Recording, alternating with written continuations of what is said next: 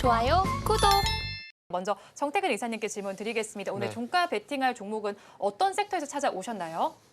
반도체에서 가져왔습니다. 네. 결국은 이제 테마에서 섹터 쪽으로 가게 되면 반도체 봐야 될 것 같거든요. 반도체 봐야 될 것 같고, 그리고 뭐 지금은 반도체에 볼만한 업종이, 그러니까 주도 섹터로서 뭐 반도체 섹터 외에 볼만한 게 있을까라는 그 생각이 좀 들거든요. 그러다 보니까 뭐 반도체를 준비를 했고, 아시겠지만 계속해서 이슈가 나오고 있잖아요. 지금 뭐 조금 전에 TSMC도 말씀을 드렸지만 뭐 4분기 실적 눈높이에 맞춘 실적 혜택들이 나왔었고, 그리고 최근에 이제 온 디바이스 AI뿐만 아니라 또 온센서 AI 이런 분류 가지고 AI가 확장이 되고 있는 상황들이고, 그리고 오늘 보시면 아시겠지만 또 SK 하이닉스가 또 국산 장비 도입 얘기가 나오고 있고 이슈가 되게 많잖아요. 네.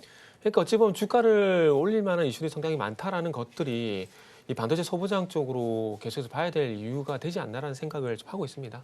네, 그럼 SFA 반도체의 경우에는 지금 두산에 뭐 네네. 인수된다는 설이 좀 나와 있잖아요. 네네. 이런 종목군들을 어떻게 좀 바라보시나요? 두산을 좀 가만 좀 냅뒀으면 좋을 것 같아요. 그래서 지금 하고 있는 사업품에 대해서 조금 성과를 내면 좋을 것 같은데, 예전에도 지금 종목명이 정확하게 기억이 안 나는데 예전에도 한번 그 인수하려다가 안 해가지고 무산된 적이 있거든요.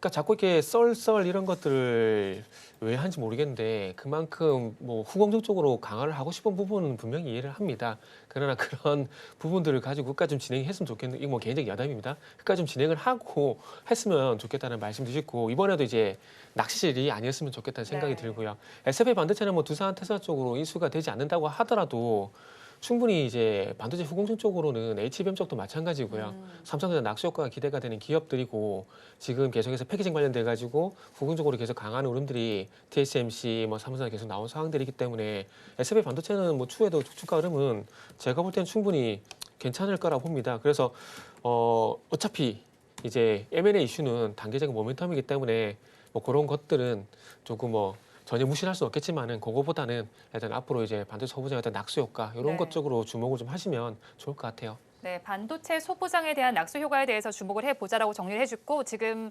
섹터는 반도체 네. 장비로 짚어주셨잖아요. 오늘 장에서도 그래도 1%대 강세 흐름이 나타나고 있는데, 이 안에서도 어떤 종목을 저희가 바라봐야 되는 건가요? 이오테크닉스라고 지금 신고가 도전한 종목이 있거든요. 그래서 이 종목을 좀 준비를 했어요. 지금 주가가 19만 원대 정도 형성이 좀 되고 네. 있는데, 요거는 이제 TSMC 이제 낙수 효과 좀 기대가 되는 종목이라 말씀드릴게요. 물론 이오테크닉스 같은 경우에 레이저 어닝 장비 관련돼 가지고 삼성전자 낙수 효과가 있는 종목이거든요. 어찌 보면 매출서 다변화 측면에서 좀 보시면 될 것 같아요. 일단은 뭐 이미 시장에서 소문이 났지만 디본더 장비라고 있는데, 그러니까 부젓한 걸 떼는 장비라고 보시면 될 것 같아요. 요게 이제 상반기에 지금 TSMC 쪽으로 4개 정도가 입고가 됐습니다. 그러면서 정식 밴더로 등록이 됐는데, 작년부터 이제 퀄 테스트를 진행해 오다가 입고가 됐고, 또 중요한 건 신규 증설 라인 쪽으로 들어가게 되면서 기존에 있던 일본 타즈마나 회사를 제쳤다라는 게 상당히 키포인트라 좀 보시면 될 것 같아요. 그리고 이제 그 레이저 그루밍 장비 요것도 있는데, 요건 이제 성능 평가 아직까지 진행 중이에요. 그런데 그 수율이라든지 양산성 검증 평가가 거의 막바지 단계이기 때문에 납품할 가능성이 상당히 높다라고 보시면 되거든요. 이렇게 본다면 이제 TSMC 쪽으로도 이제 납품처를 확보를 하게 되면서 이런 부분들이 결국 이제 매출 성장과 연결될 수 있는 부분들이 있다라고 보시면 좋을 것 같고, 그리고 어쨌든 AI 반도체 관련돼 가지고 계속해서 뭐 TSMC, 삼성전자 화두가 되고 있는 상황들이기 때문에 그와 관련돼 가지고 이오테크닉스 같은 경우는 충분히 뭐 신고가 노려볼 만하다는 생각을 좀 하고 있고요. 그리고 참고사항 말씀이지만 레이저 그루빙 장비 같은 경우에는 비메모리 쪽으로 투입이 된다는 점을 보시면 될 것 같습니다. 그리고 차트 한번 보시면 네. 지금 화면에 나오고 있지만 계속 신고가거든요. 신고가 가고 있는 상황들이고, 최근에 와가지고 이제 강하게 17만 5천 원대를 뚫어주게 되면서 현재 상승 눌림목을 만들어가고 있는데, 오늘 정도면은 충분히 이제 매수 가능한 구간에 왔다라고 판단했습니다. 그래서 종가 베팅해도 괜찮다는 말씀을 좀 드리고 싶고, 이제 막 가격 전략 같은 경우는 이제 목표가 같은 경우는 22만 원, 그리고 손절가는 17만 원 정도 설정하시면 될 것 같습니다. 네, 이오테크닉스 짚어주셨고요. 목표 주가는 22만 원, 손절라인 17만 원 정도 잡아주셨는데, 그런데 반도체 장비주들 지금 신고가 축포가 좀 터지고 있는 상황이에요. 그래도 증권가에서는 HBM 관련주에 대해서 옥석을 가려야 된다라는 이야기가 네네. 나오는데, 이 부분 동의하시나요? 당연한 얘기 아닌가요? 당연한 얘기를 디포트를 내면은 네. 밥값을 안 한다는 얘기라 그럼 봐야 되지 그 않을까요? 당연한 얘기를 좀 네. 자세하게 풀어주셔야겠죠? 그러니까 결국 하이닉스, 아니, 이 자리가 삼성전자, 중요할까? TSMC 이런 것도 있잖아요. 네. 그러니까 어느 쪽을 바라보고 직접적인 수혜가 될 것이냐 이런 부분을 봐야 되거든요. 그러니까 예를 들면은 오늘 이제 그 SK 하이닉스 같은 경우에 HBM 공정을 선단 공정을 만들어 가게 되면서 이제 국산 장비를 도입한다는 얘기가 나왔잖아요. 네. 그렇게 되면 이제 뭐 웨이퍼 검사 장비라든지 본딩 장비라든지 이런 것들 장비들이 있잖아요. 그러면은 그 장비를 국산화 시켰을 때 그 어느 회사 장비를 쓸 것인가 거기에만 포커스를 맞추면 돼요.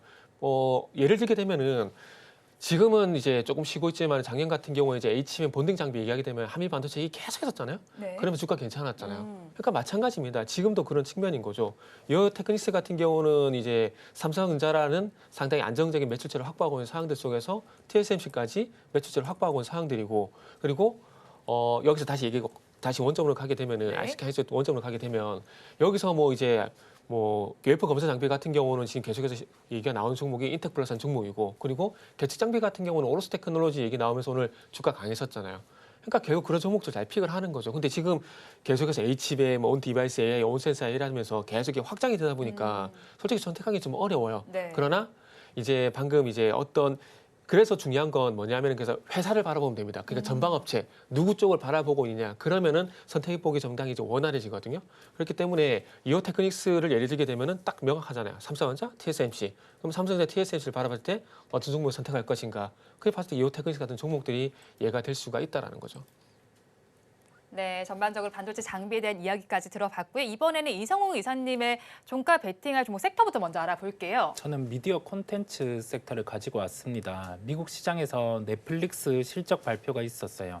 3분기, 4분기를 놓고 데이터를 비교를 해보고 이 4분기의 수치가 어느 정도 의미 있는지를 말씀을 드리려고 합니다. 4분기 유료 가입자 수는 1,310만 명이 증가를 했어요. 3분기 가입자 수 증가는 876만 명이었습니다. 4분기에 월가 애널리스트 추정치 같은 경우에 증가폭은 800만에서 900만이었는데 이 수치를 넘어서는 1,310만 명의 데이터가 나왔고요. 사상 최대 규모의 4분기 가입자 수 증가입니다. 이 부분이 의미하는 건 뭐냐라고 하면은 기존의 OTT 업체들 같은 경우가 생겨났고 그러면서 한 100억 이상, 300억 이상 이런 작품들 같은 경우가 투자가 가능해지면서 콘텐츠 업체들의 주가들이 반응을 했었습니다.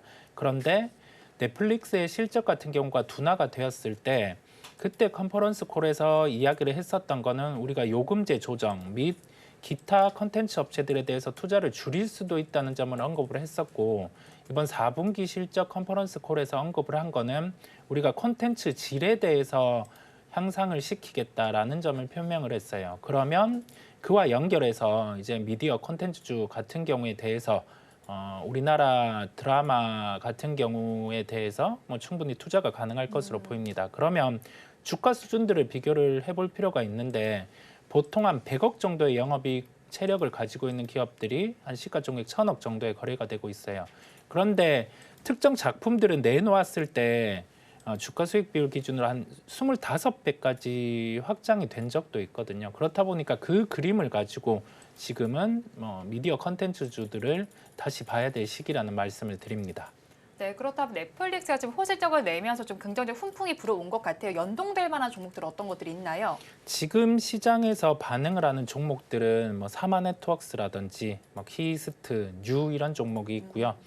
이런 종목들의 상승폭이 가장 큽니다. 사마 네트워크스는 한 5.9% 정도 상승을 하고 있는 상황이고 키스트 같은 경우는 한 3.78% 정도, 그다음 뉴 같은 경우는 3.64% 정도 상승을 하고 있고 그다음에 최근에 각 기업들, 드라마 제작사 같은 경우는 작가의 확보에 따라서 연당 작품을 이렇게 내놓을 수 있는 편수가 결정이 됩니다. 그런데 작가 확충 같은 경우가 가장 공격적으로 늘어난 곳이 펜엔터라는 기업이 있어요.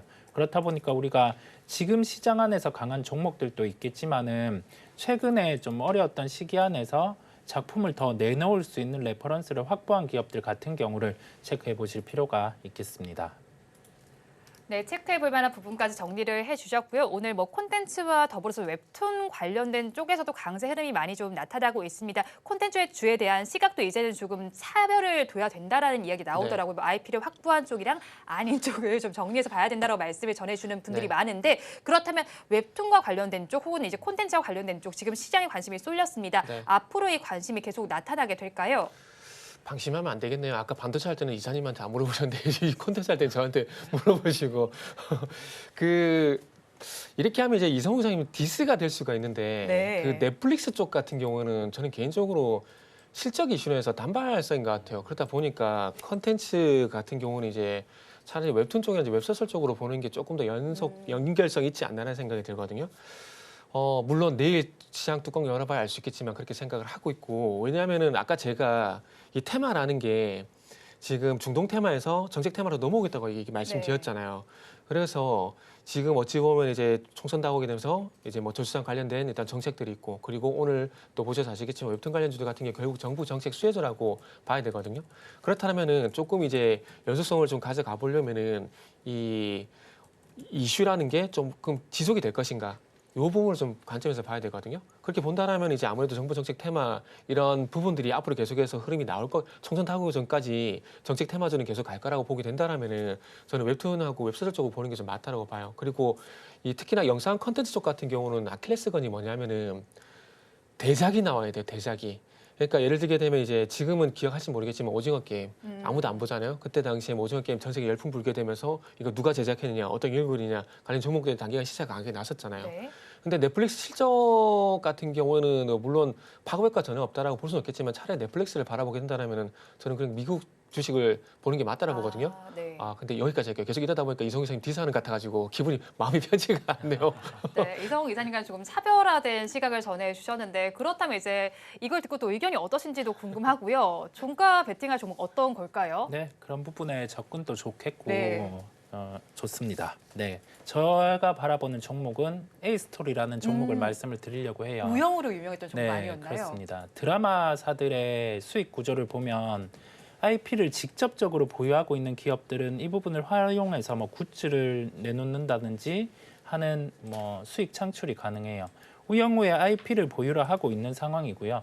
여기 더해져서 뭐 우영우 2 같은 경우가 내놓았을 때 실제 뭐 다른 드라마 제작사 대비해서는 수익을 좀 효율적으로 거둘 수 있을 것으로 보입니다. 그리고 드라마주들을 살펴볼 때는 회당 제작비 같은 경우가 한 10억 이상 드는 그런 텐트폴 작품을 내놓는 측면을 볼 필요가 있는데, 드라마 무당 같은 경우가 올해 방영 예정에 있습니다. 회당 제작비가 30억이 들었고 시즌제 제작이 내놓기 전에 이미 확정이 되었다 보니까 여기에 대해서 좀 기대감도 함께 더해질 수 있을 것으로 보입니다. 말씀드린 것처럼 기본적으로 드라마 기업들 같은 경우는 이제 영업이익 체력이 한 100억 정도로 올라왔어요. 아까 예를 든 A스토리 같은 경우가 우영우를 내놓고 그러면서 멀티플이 25배까지 확장이 나타났었거든요. 그 영광의 재현을 뭐 우영우 2를 통해서 올해 한 번 더 가능할 것으로 보입니다. 단가는 좀 짧게 잡았습니다. 목표가 같은 경우는 한 14,300원. 기본적으로 한 10% 정도는 현재 구간에서 상승이 가능하기에 그 정도 목표가를 1차적으로 잡았고요. 손절가는 11,500원 가격인데, 이 가격대 같은 경우는 지금 가격대의 하단을 이탈하는 가격대다 보니까 뭐 이 부분에 대한 이탈은 아무래도 뭐 드라마에 대한 지연이라든지 실적에 대한 훼손이 나왔을 때 도달 가능한 가격이기에 이 부분을 감안하시면 되겠습니다.